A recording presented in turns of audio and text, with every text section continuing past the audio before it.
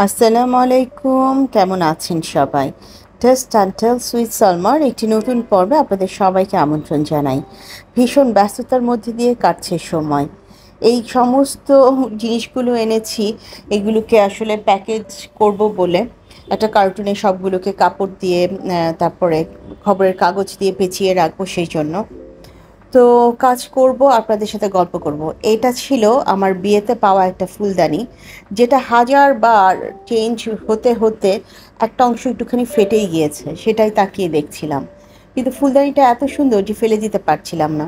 এই কার্টুনটার মধ্যেই মূলত ওই জিনিসগুলো ঢুকাবো।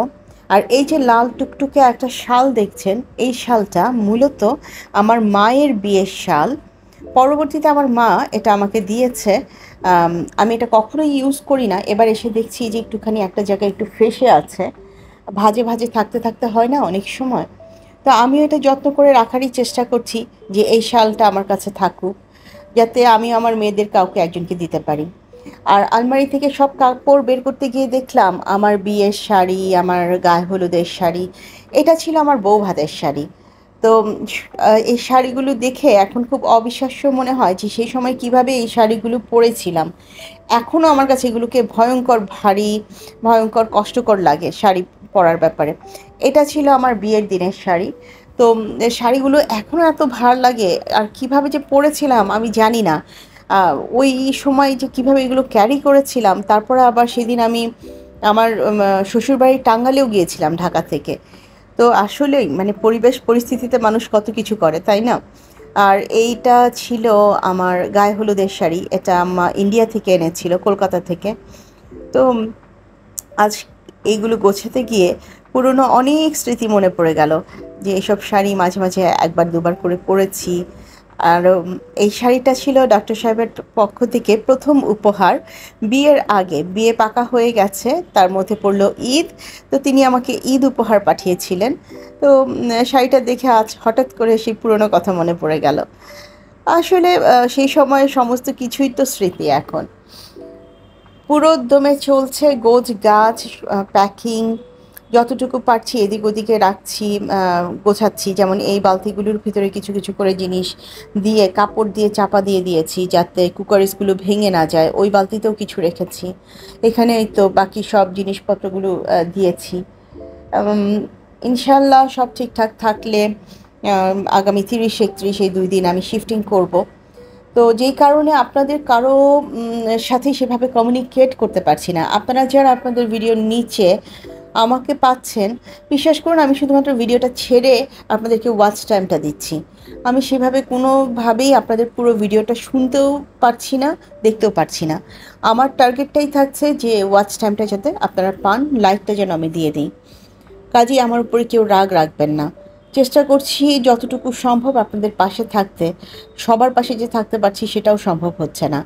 কাইন্ডলি ক্ষমা সুন্দর দৃষ্টিতে আমাকে দেখবেন, আমার পরিস্থিতিটা একটু বোঝার চেষ্টা করবেন। তবে রেগুলার হওয়ার ব্যাপারে আমি সিনসিয়ার। আমি সবসময়ই ঝামেলা কমে গেলে আবার সবার কাছে ফিরে আসি। একটুখানি এই বক্সটা শেয়ার করতে চাচ্ছি। এই বক্সটার নাম হচ্ছে টি বুক। প্রথমেই একটু দেখালাম, এই টি বুকটা এসেছিল আমার কাছে শ্রীলঙ্কা থেকে। শ্রীলঙ্কান একটা চায়ের প্যাকেট ছিল এখানে, এবং শ্রীলঙ্কান টি যে স্টোরিটা সেটা ছিল ওখানে লেখা। চাটা খুবই ভালো ছিল। একসময় কেউ একজন আমাকে এটা গিফট করেছিল, কোনো একজন ডক্টর। আমার মতো টি লাভারের কাছে এরকম একটা টি বুক থাকবে না তা কী করে হয়। টি বুকের স্টোরিটাও খুব সুন্দর লেখা আছে ভেতরে।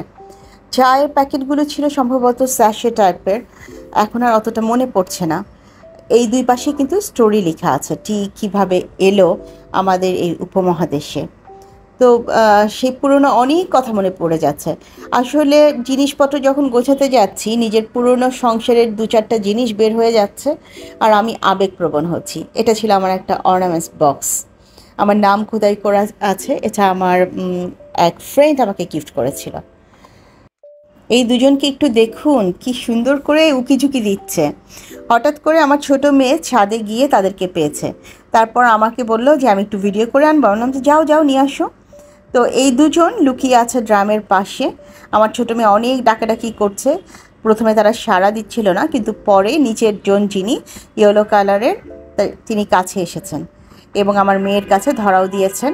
বাট ব্যাপারটা হচ্ছে তারা আসলে অ্যাবান্ডন অবস্থায় আছেন। এদেরকে আসলে নেওয়াটা কতটুকু সেফ হবে, সিকিউর হবে আমি বুঝতে পারছি না। আর আমার দুই মেয়ে একেবারে দুটোই নিয়ে যেতে চাচ্ছে। এদিকে আমার বাসা শিফটিং, আমি কোনোভাবেই সায় দিচ্ছি না এই মুহূর্তে তাদেরকে নেয়ার।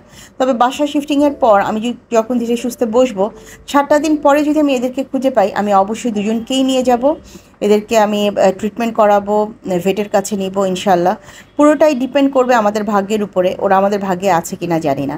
ছাদে গিয়েছি আর ছাদ থেকে সবজি আসবে না তা হয় না। হয়তো বা আম্মার বাসায় থাকা অবস্থায় এটাই আপনাদের সাথে আমার শেষবারের মতন আম্মার বাগানের সবজি শেয়ার করা হচ্ছে। এরপর তো আমি আমার নিজের বাসায় চলে যাব। এভাবে থালা ভর্তি সবজি আবার কবে কখন শেয়ার করতে পারবো আমি জানি না। আজ এসেছে কলমি শাক, পুঁই শাক, দুটো লেবু, গোল বেগুন, লম্বা বেগুন, সেই সাথে এসেছে পাকা পেঁপে, চাল কুমড়ো। মানে আলহামদুলিল্লাহ, আল্লাহ আমাদেরকে প্রচুর খেতে দিল আমার বাগানের শাকসবজি। এবং এটা অনেক বড় একটা প্রাপ্তি। আল্লাহর কাছে অনেক অনেক শুক্রিয়া। সেই সাথে আমি এটাও দোয়া করছি আল্লাহ আমার মাকে আরও অনেক বেশি সুস্থ রাখুক, ভালো রাখুক। এই কাজগুলো করে যেহেতু তিনি আনন্দ পান, সে আনন্দটুকু দিক। দুপুরের লাঞ্চে ছিল মাছ ভাজি। এই মাছগুলো সেদিন দেখালাম, আমার ভাই পাঠিয়েছে, কাজিন। আর এটা হচ্ছে শুটকি মাছ ভুনা, আলু কুচি করে করেছে।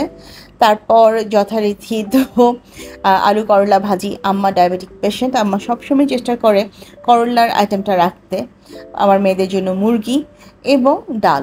এই সিম্পলই ছিল আজকে দুপুরে লাঞ্চের আয়োজন। তো লাঞ্চ করে আসলে এখন 2 মিনিট বসবারও কিংবা রেস্ট নেবারও টাইম আমি পাই না। এত বেশি ছুটোছুটি করে কাজ করতে হচ্ছে সব, যে অবস্থা একেবারে নাজেহাল। কতটুকু গুছিয়েছি দেখাই। এখানে সব কিছু আমি এনে ডাম্প করে রেখেছি। কিছু কিছু এই জিনিসগুলোর ভিতরে ঢোকানো হয়েছে, কিছু এভাবে আছে, কার্টুনে আছে, দুটো কার্টুন। এই পাতিলটা রাখার মতন কোনো কিছু পাচ্ছি না, সেদিন যে কিনলাম। তারপর ওইদিকেও আমার আরও কিছু কার্টুন আছে, যে কার্টুনগুলোকে এনে আজকে বাঁধতে হবে। এগুলো জাস্ট এখানে এনে আমি রেখেছি। আমি একটা বড় পিক আপ নিয়েছি, কারণ ওই পিক আপটাতেই আমি আমার এই বাসা থেকে যতগুলো ফার্নিচার আছে নিব, এবং যাবার পথে আমার ডাইনিং আর টেবিলের সেটটা, যেটা 6 চেয়ার এবং সাথে আমার সুরাক, এগুলোও নিব। তো দেখা যাক আসলে কত দূর কী করতে পারি, আল্লাহ ভালো জানে। আপনারা দোয়া করবেন আমি যেন শুধু সুস্থ থেকে এই কাজগুলো করতে পারি। জাস্ট খালি আমি এখানে এনে রেখেছি, কিন্তু এখনও কোনো কার্টুন সেভাবে দড়ি দিয়ে বাঁধা হয়নি, এগুলোকে বাঁধতে হবে। সেই কাজগুলো আমার বাকি পড়ে আছে। আর হাজব্যান্ড ছাড়া আসলে শিফটিং অনেক বড় প্যারা। ব্যাংক একটা অনেক বড় বিষয়, যে ব্যাংক থেকে টাকা নেওয়া, সেগুলো ট্রান্সফার করা, জায়গায় জায়গায় দেয়া। এই ক্যাবিনেটটা পুরো খালি করে ফেলেছি। এই ক্যাবিনেটটা যেহেতু আমার সাথে যাবে, পুরোটাই খালি করে রেখেছি। ওই বাসায় গিয়ে আরেকবার ফ্রেশ করে পরিষ্কার করে। একটা মজার জিনিস দেখাই, এই 3টা আর্টিফিশিয়াল বিড়াল আমার মা এনেছিল আমার মেয়েদের জন্য কক্সবাজার থেকে, অনেক দিন আগে। তাও তো প্রায় 13-14 বছর হবে। এখন একটু ময়লা হয়ে গেছে, এতদিন কোনো এক চিপায় পড়েছিল। তো এগুলোকে যদি কখনো পরিষ্কার করতে পারি, হয়তো কোনো একটা জায়গায় গুছিয়ে রাখবো। ক্যাবিনেটটার অবস্থা বর্তমানে খালি। কাজ করছিলাম, আম্মা এর মধ্যে ডাক দিল যে আসো সবাই মিলে একটু লিচু খাই। তো আমরাও লিচু খাচ্ছি, আসুন আপনারাও আমাদের সাথে জয়েন করুন। আর আজ লিচু খেতে খেতেই আপনাদের কাছ থেকে বিদায় নিব। নতুন বন্ধু, পুরনো বন্ধু, যে যেখান থেকে আমাকে দেখছেন, ভিডিওর কোনো একটি অংশ যদি ভালো লেগে যায়, কাইন্ডলি লাইক, কমেন্ট, শেয়ার এবং সাবস্ক্রাইব করে আমাকে এগিয়ে যেতে সাহায্য করবেন। আপনাদের সাথে দেখা হবে আরও একটি নতুন পর্বে। সে পর্যন্ত সবাই অনেক বেশি ভালো থাকবেন, আমার জন্য দোয়া রাখবেন। ইনশাআল্লাহ সব কিছু ঠিকঠাক থাকলে, সুস্থ থাকলে খুব শীঘ্রই একটি নতুন ভিডিও নিয়ে আপনাদের মাঝে আসবো। সে পর্যন্ত সবাই ভালো থাকবেন। আল্লাহ হাফেজ। আসসালামু আলাইকুম।